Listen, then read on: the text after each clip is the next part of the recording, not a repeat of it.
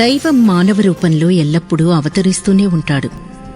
ప్రతి అవతారానికి ఒక ప్రత్యేక దైవ కార్యం ఉంటుంది.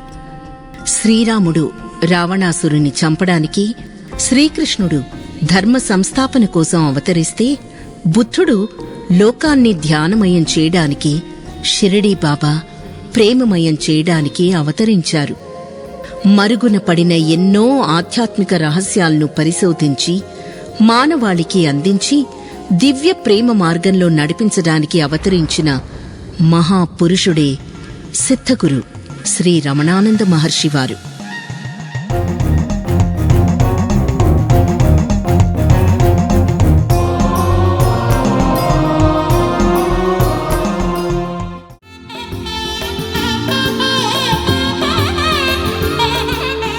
కీర్తిశేషులు గూడూరు నరసయ్య, నాగమ్మ దంపతులకు 16వ సంతానంగా 1968 ఏప్రిల్ 23న కర్నూలు జిల్లాలోని కప్పట్రాళ గ్రామంలో సిద్ధగురు శ్రీ రమణానంద మహర్షివారు జన్మించారు.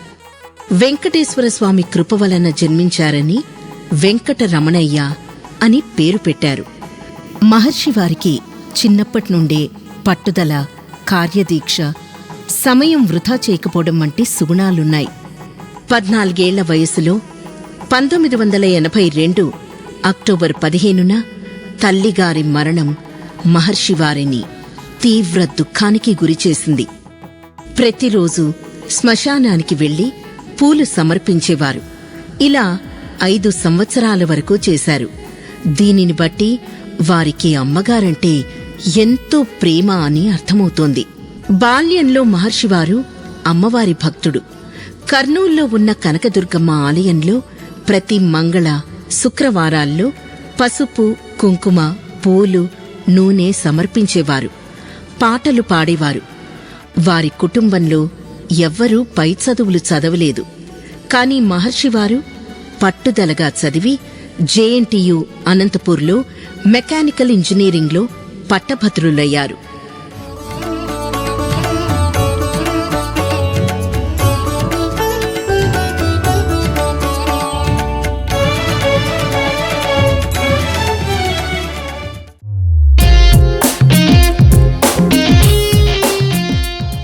కష్టాలలో ఉన్నవాళ్లకే దేవుడు లభిస్తాడు అని మహర్షివారు అంటూ ఉంటారు.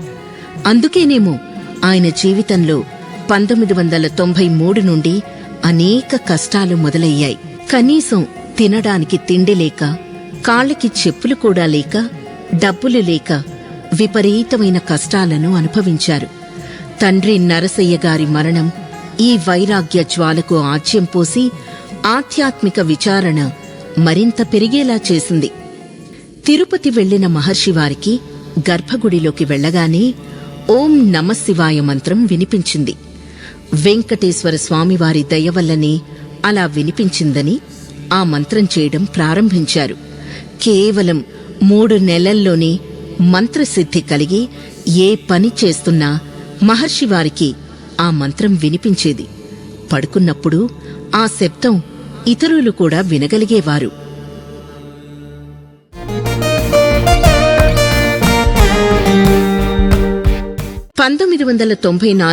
ఏప్రిల్లో దేవతల ఫోటోలు కొనడానికి వెళ్లిన మహర్షివారికి ఒకతను షిరిడీ సాయిబాబా ఫోటోను కొనమని చెప్పాడు. ఆ ఫోటోను చూసిన ఆయనకు ఎంతో ఆనందం కలిగింది. ఆ రోజు నుండి జీవితమే మారిపోయి సాయిబాబా దివ్య ప్రేమలో, విరహ చింతనలో మునిగిపోయారు. మహర్షివారు పెళ్లి చేసుకుంటేనే ఆత్మ సాక్షాత్కారం ప్రసాదిస్తానని బాబావారు ఆదేశించడంతో గురు ఆజ్ఞ పాలన చేయడం కోసం 8 మార్చి 1995న రెడ్డి విజయలక్ష్మి గారిని వివాహం చేసుకున్నారు. వివాహం చేసుకున్నా కూడా తీవ్రమైన వైరాగ్యంతో ఉన్న మహర్షివారికి లివింగ్ గురువైన మాతాశ్రీ పూర్ణానంద యోగిని వారు చేసిన శక్తిపాతం, మంత్రోపదేశం వలన 1995 జూన్ 29వ రోజు కుండలిని జాగృతి కలిగి ఆత్మ సాక్షాత్కారం కలిగింది. 2.5 గంటల పాటు నిశ్చల నిర్వికల్ప సమాధి స్థితిలో నిలిచిపోయిన మహర్షివారు 21 రోజులు ఆ పరమానంద దివ్యస్థితిలో ఉండిపోయారు. వేరే ఏ ధ్యాస లేకుండా ఉన్న మహర్షి వారిని చూసి అందరూ పిచ్చివాడని నవ్వుకునేవారు. బంధువులు, స్నేహితులు అనే మాటలు భరించలేక వైజాగ్ వచ్చి మ్యాథమెటిక్స్ లెక్చరర్గా రోజుకు 3 గంటలు పనిచేయడం ప్రారంభించారు. మిగతా సమయమంతా ధ్యానం, మంచి గ్రంథాలు అధ్యయనం చేస్తూ చాలా సాధారణ జీవితాన్ని గడిపారు. ఏమని పాడెద గురుదేవా, ఏమని పొగడెద గురుదేవా.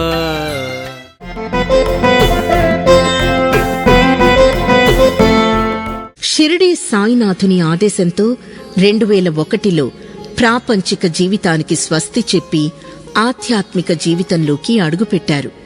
సాయినాథునికి తమ జీవితం అంకితం చేయడమే కాక వారి కుటుంబాన్ని మొత్తం గురుసేవలో లీనం చేశారు.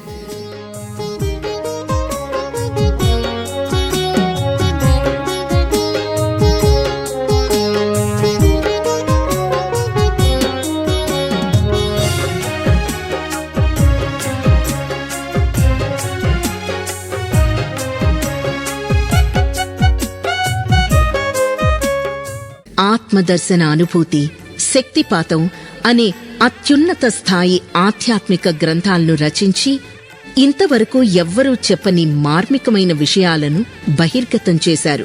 2001 జూలై 7న మాతా శ్రీ పూర్ణానంద యోగినివారు మహర్షివారికి రాజర్షి రమణానందగా, తత్వదర్శిగా బిరుదును ప్రదానం చేశారు. 2002లో బాబా తత్వాన్ని, నిగూఢ బోధలను ప్రచారం చేయడం కోసం ప్రవచనాలు మొదలుపెట్టారు. 2003లో గురు ఆరాధన చేయడం కోసం షిరిడీ సాయి అనుగ్రహ పీఠాన్ని నెలకొల్పి ప్రతిరోజు అభిషేకాలు, అర్చనలు చేస్తూ సాయిబాబాపై భక్తుల్లో అనన్య భక్తిని పెంచారు. మొదట్లో 2 అడుగుల బాబావారిని ప్రతిష్ఠించి కొద్ది రోజులకు 6 అడుగుల బాబాను ప్రతిష్ఠించారు. గురుదేవా, గురుదేవా.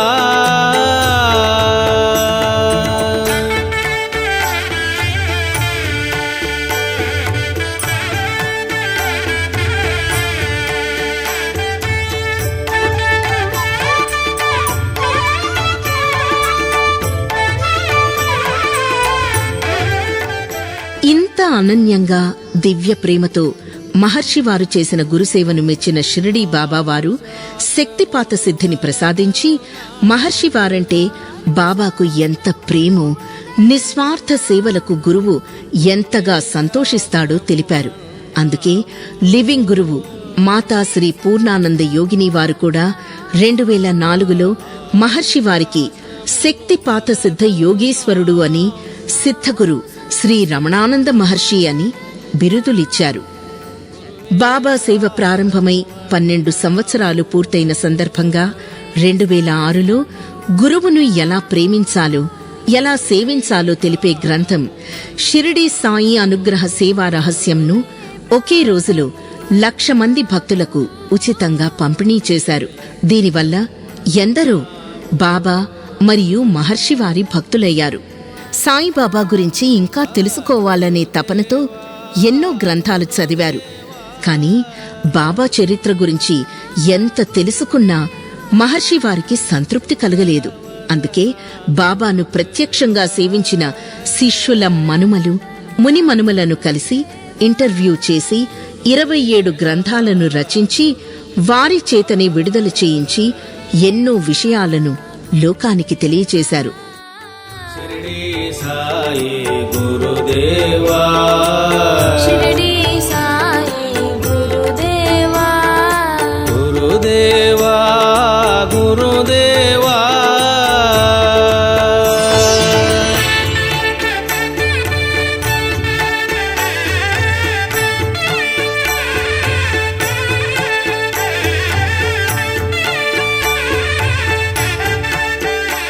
దేశ విదేశాల్లోని 108 సెంటర్లలో అష్టోత్తర శత ప్రవచన జ్ఞాన మహాయజ్ఞాన్ని నిర్వహించి బాబా భక్తుల జీవితాల్లో చేసిన మహిమలను, మార్మిక బోధలను విపులీకరించారు.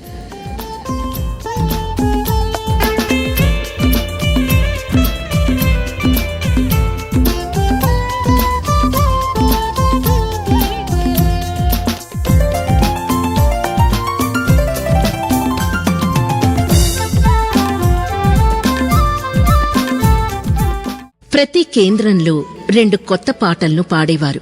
సనాతన ప్రక్రియ అయిన శక్తిపాతంతో లక్షలాది మందికి క్షణాలలో దివ్య అనుభవాలను కలిగించి కుండలిని శక్తిని జాగృతం చేశారు. ధ్యానము చేయర ఓ జీవా,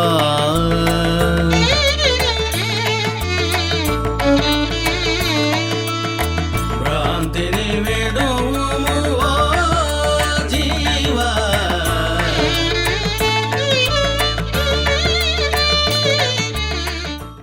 2007లో ప్రారంభమైన ఈ మహాయజ్ఞం 2010లో పూర్తయింది. కేవలం 3 సంవత్సరాల్లో పూర్తయినందుకు 432 కుండాలతో మహాపూర్ణాహుతి నిర్వహించారు.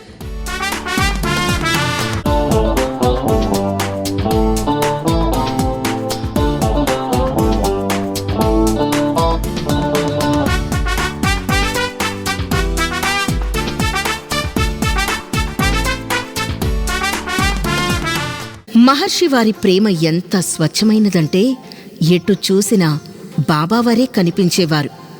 వారి హృదయంలోనే కాదు, శరీరమంతా బాబావారి స్వరూపం నిండిపోయింది.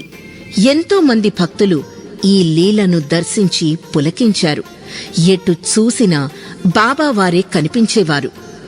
గోపికలకు లభ్యమైన బ్రహ్మాకార వృత్తిని సాధించిన మహాప్రేమికుడు సిద్ధగురు శ్రీ రమణానంద మహర్షివారు.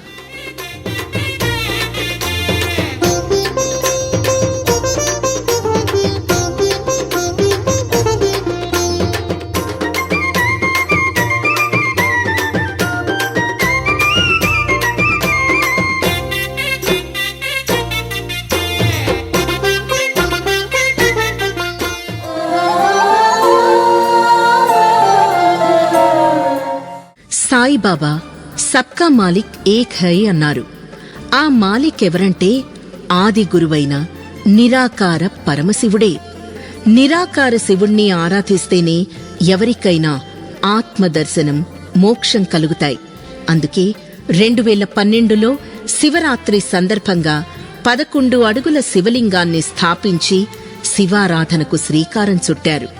అప్పటి నుండి ప్రతి సంవత్సరం 18, 27, 36, 45, 54, 63 అడుగుల శివలింగాలను స్థాపించి ఆరాధించారు. వ్యాపకం బ్రహ్మ వేద స్వరూపం, అజం నిర్గుణం నిర్వికల్పం నిరీహం, అజం నిర్గుణం నిర్వికల్పం నిరీహం, చిదాకారమాకాశవాసం భజేహం, చిదాకారమాకాశవాసం భజేహం. శంభో హర హర, శంభో హర హర, శంభో హర హర, శంభో హర హర, శంభో హర హర, శంభో హర హర, శివ శంభో హర హర. శివ శంభో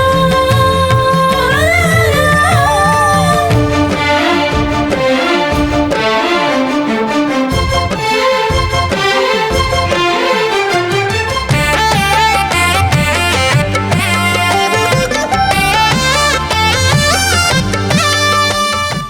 శివుడే దేవాదిదేవుడు, ఆదిదేవుడు, పరమపురుషుడు అనే గ్రంథం ద్వారా శివారాధన, శివుడిపై ఉన్న అనేక మూఢనమ్మకాలను, మత చాదస్తులు చేసిన అసత్య ప్రచారాలను అనేక శాస్త్ర ప్రమాణాల ద్వారా ఖండించారు. ఈ బృహత్తర గ్రంథాన్ని ఒకే రోజు 1100 శివాలయాల్లో, దేశ విదేశాల్లోని 10 లక్షల మందికి ఉచితంగా వితరణ చేసి శివతత్వాన్ని ప్రచారం చేయడమే కాకుండా 11 రికార్డులను కైవసం చేసుకున్నారు.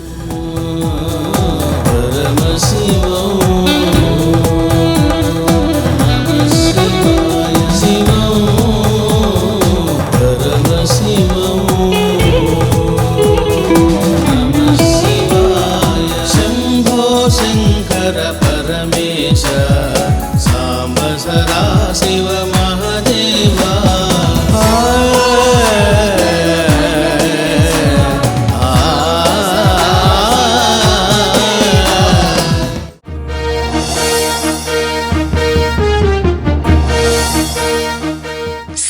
సాయినాథునిపై ఇష్టం వచ్చినట్టు మాట్లాడిన ఒక పీఠాధిపతిపై బాబా సిద్ధత్వం ఏమిటో నిరూపిస్తానని సవాలు విసిరారు.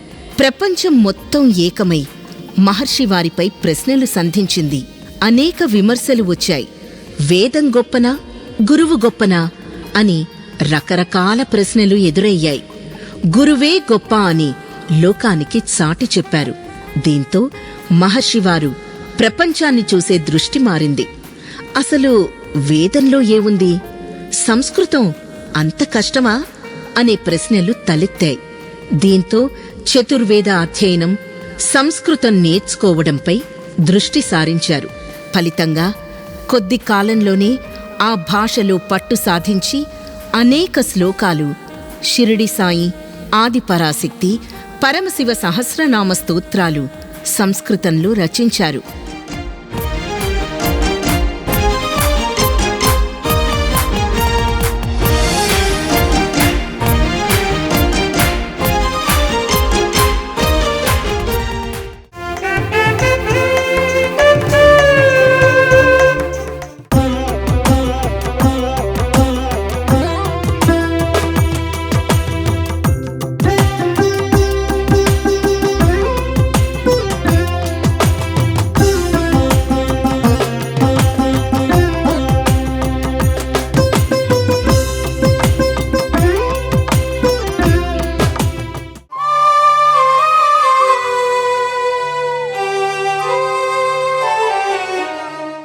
మహర్షివారు చూపే మహిమల వల్ల వారు నిర్వహించే కార్యక్రమాలకు వచ్చే భక్తుల సంఖ్య బాగా పెరిగిపోయింది.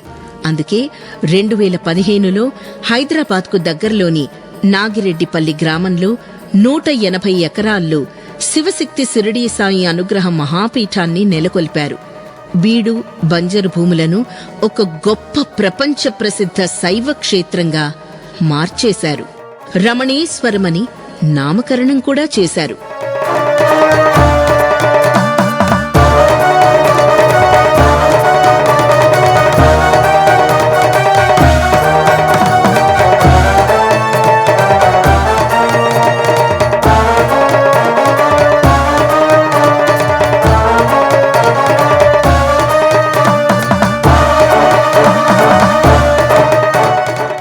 బ్రహ్మదేవ ప్రసాదిత శివ సహస్రనామాల్లో ఒక్కొక్క నామంపై ఒక శివలింగం చొప్పున 1008 శివలింగాలు కేవలం 4.5 సంవత్సరాల్లో ప్రతిష్ఠించి అపారమైన శివానుగ్రహాన్ని పొందడమే కాక ఇంటర్నేషనల్ వండర్ బుక్ ఆఫ్ రికార్డ్స్లో తమ పేరును నమోదు చేసుకున్నారు.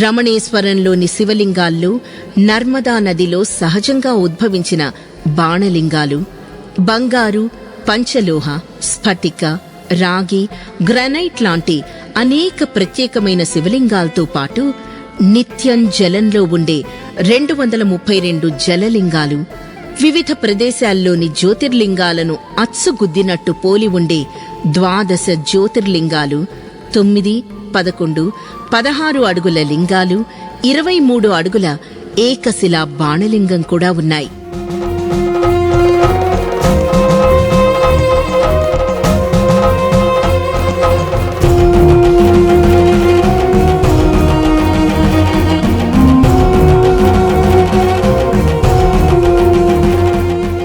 ఒకే శివలింగంలో 1000 లింగాలు కొలువై ఉండే 17 అడుగుల సహస్ర శివలింగేశ్వరుడు మరో ప్రత్యేకత.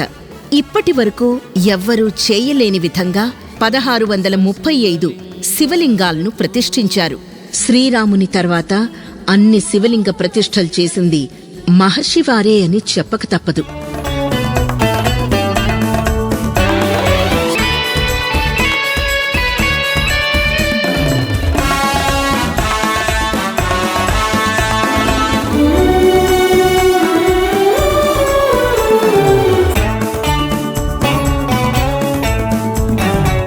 రమణేశ్వరంలో అనేక సిద్ధగురువుల విగ్రహాలుంటాయి. ఇందులో ముస్లిం యోగుల విగ్రహ ప్రతిష్టలు కూడా చేసి సిద్ధులకు మతంతో కులంతో సంబంధం లేదు అని నిరూపించారు. జీవుడే దేవుడు అనే సర్వసిద్ధ గురువుల సందేశాన్ని బలపరిచారు.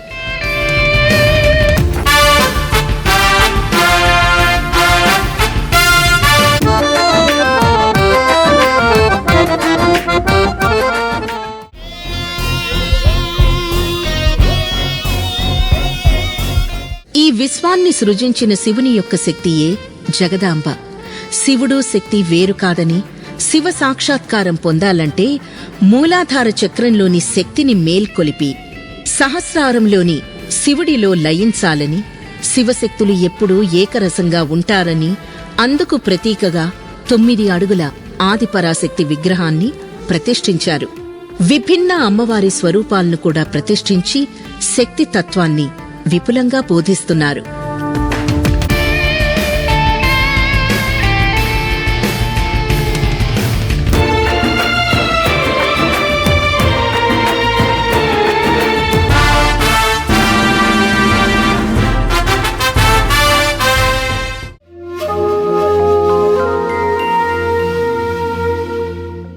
ఆత్మ సాక్షాత్కారం పొందిన గురువులందరూ బోధించేది పరమశివుని గురించే. వారి బోధలు, సాధన మార్గాలు భిన్నంగా ఉంటాయి, కానీ తుది లక్ష్యం మాత్రం ఒక్కటే, ప్రతి శిష్యునికి శివ సాక్షాత్కారం కలిగించడమే. అందుకే అనేక మంది సిద్ధగురువుల విగ్రహాలను ప్రతిష్ఠించడమే కాక బుద్ధుడు, భగవాన్ రమణ మహర్షి లాంటి ఎందరో గురువుల సందేశాన్ని లోకానికి అందించారు.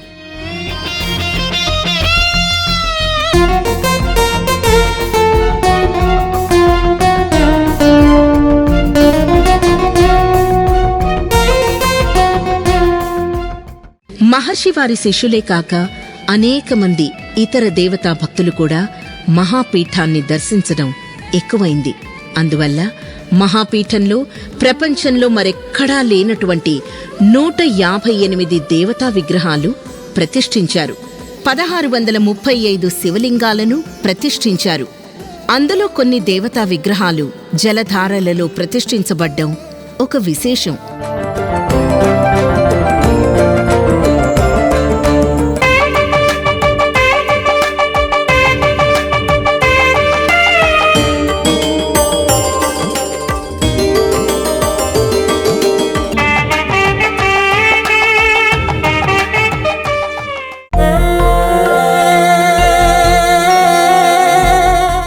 షిరిడీ సాయిబాబా వారి శిష్యుల్లో అగ్రగణ్యురాలు శ్రీ రాధాకృష్ణమాయి.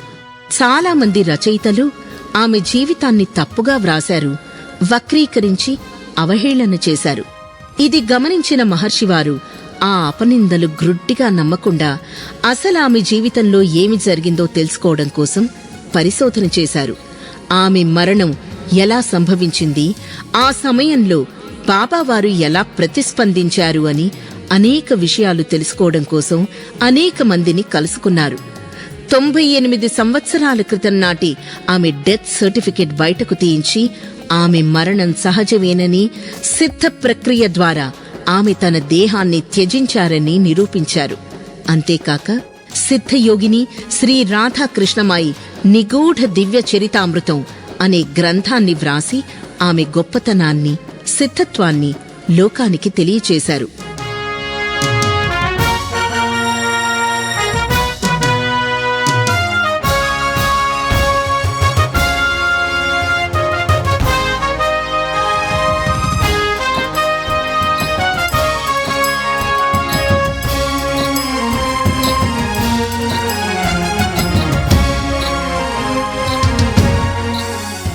భగవాన్ జ్ఞానమార్గమే కాక దివ్య ప్రేమ, విరహంతో శివుడిని ఎలా ప్రేమించారు అనే విషయాన్ని లోకానికి తెలిపారు.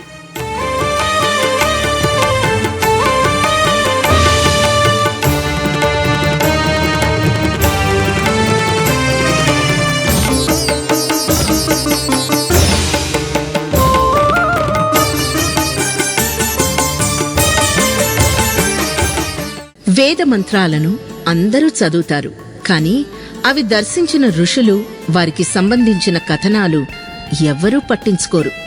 వేదంలోని ఋషులు మరియు వారి కుటుంబ సభ్యుల నామాలతో ఒక స్తోత్రాన్ని రచించడమే కాకుండా 2016 మంది ఋషులపై 2016 ఋషి శివలింగాలను ప్రతిష్ఠించడానికి సంకల్పించి ఇప్పటి వరకు 400 ఋషిలింగాలను ప్రతిష్ఠించారు. వేద మంత్రాలను సులువుగా ఎలా పఠించాలో చెప్పారు. పురుష సూక్తంలోని పురుషుడు శివుడని, గాయత్రి మంత్రంలోని గాయత్రి ఎవరో కాదు నిరాకార శివుడని, గణపతి సూక్తంలోని గణపతి కూడా పరమశివుడేనని, అది ఆలంకారిక వర్ణనయే అనే రహస్యాలను లోకానికి బహిర్గతం చేశారు. చతుర్వేదాల అధ్యయనం కోసం మహర్షివారు దేవనాగరి లిపిలో ఎన్నో చతుర్వేద సంహితా గ్రంథాలను పరిశీలించారు. మానవ తప్పిదాల వల్ల అచ్చు తప్పులు, ముద్రణా దోషాలు, స్వరదోషాలు, దీర్ఘ స్వరిత నిర్మాణం లేకపోవడం వంటి సుమారు 60,000 దోషాలను సవరించారు. 4.5 సంవత్సరాలు పరిశోధన చేసి శుద్ధమైన సిద్ధగురు పరిష్కృత చతుర్వేద సంహితా గ్రంథాన్ని ముద్రించి వితరణ చేశారు.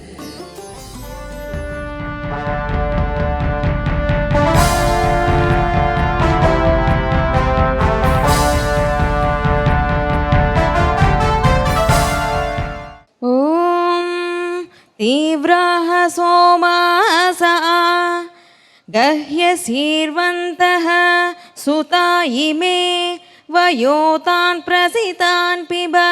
ॐ इन्द्रत्वातोस आवयं वज्रं घणाद धीमहि जयेम संयोधिसृधः।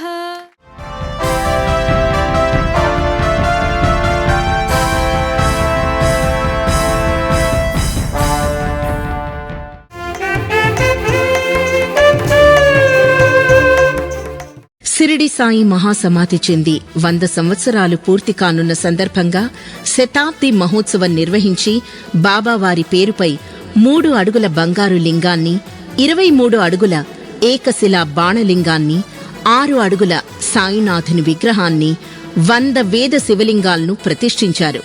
సమాజ సేవను, ధునిని కూడా ప్రారంభించడమే కాకుండా బాబా ప్రియ శిష్యుడైన ఉపాసనీ బాబా జీవితంపై ప్రవచించారు. ఉపాసనీ బాబా బ్రహ్మ వివాహమాడిన 24 మంది కన్యలపై శివలింగాలను ప్రతిష్ఠించారు.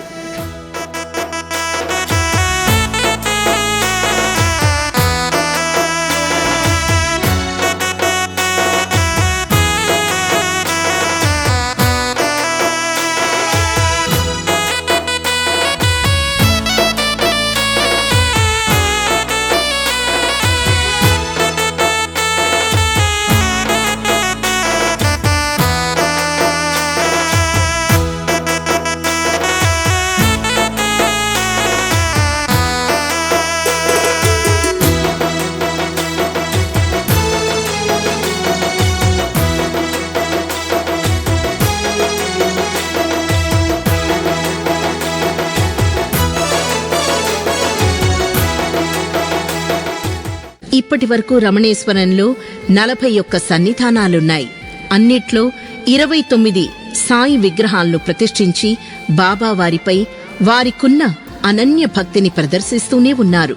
శక్తిపాతం చేసిన లివింగ్ గురువైన శ్రీ మాత పూర్ణానంద యోగిని గారికి కృతజ్ఞతగా ఆమె పేరుపైన శివలింగాన్ని, విగ్రహాన్ని ప్రతిష్ఠించడమే కాకుండా కాల్వ బుగ్గ ఆశ్రమంలో ఒక గుడిని కట్టించి హృదయపూర్వకంగా గురుదక్షిణ సమర్పించారు.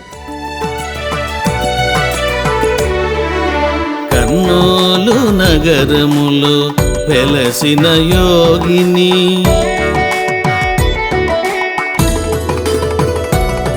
శ్రీ ప్రబోధానంద శిష్యురాలు కాల్వబుగ్గ సుభావని.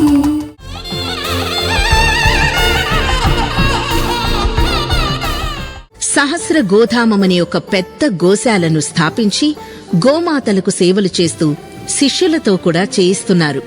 గోవులకు ఏ ఆహారం సమర్పిస్తే ఎలాంటి శుభ ఫలితాలు కలుగుతాయో బోధించి గోసేవ చేయడానికి భక్తులను ప్రోత్సహించారు. సర్వదేవతా నిలయం గోమాత,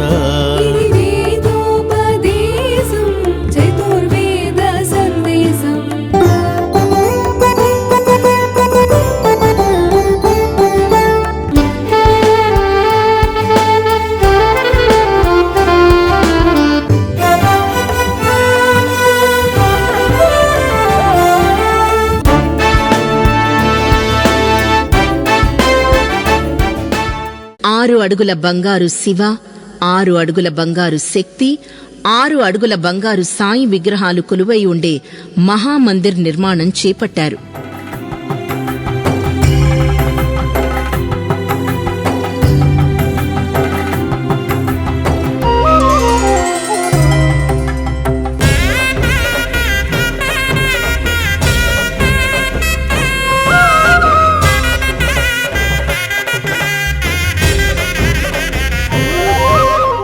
నూట 2 ఆర్య వైశ్య గోత్ర నామాలపై 102 స్ఫటిక లింగాలతో పరివేష్టితమైన 6 అడుగుల పంచలోహ శ్రీ వాసవి కన్యకా పరమేశ్వరి ఆలయాన్ని నిర్మించడానికి సంకల్పించారు.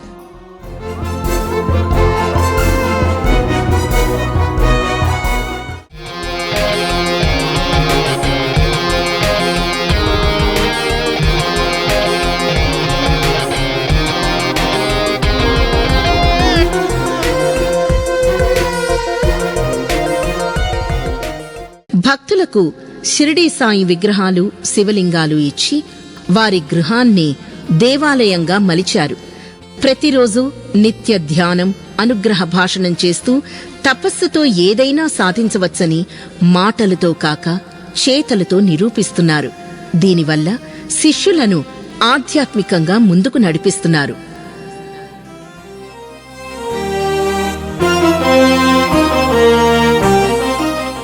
శివలింగాలకు నిత్యం అభిషేకం చేయడానికి ఒక సరోవరం తవ్వితే అది కొన్ని రోజుల్లోనే ఎండిపోయే స్థితికి వచ్చింది. పాద స్పర్శతో భూమి నుండి జలధారలు ఉవ్వికి వచ్చేలా చేసిన అపర భగీరథుడు శ్రీ రమణానంద మహర్షివారు. ఈ విధంగా 2016, 2022 సంవత్సరాల్లో 2 సార్లు ప్రత్యక్ష దైవ మహిమను చేశారు.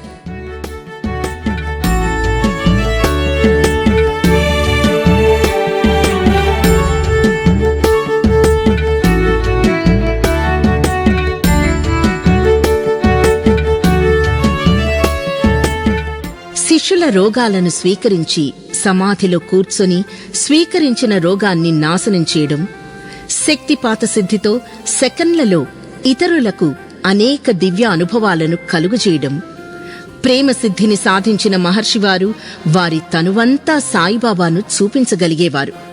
సంకల్ప సిద్ధితో ఎన్నో అసాధ్యమైన కార్యక్రమాలను సుసాధ్యం చేస్తున్నారు.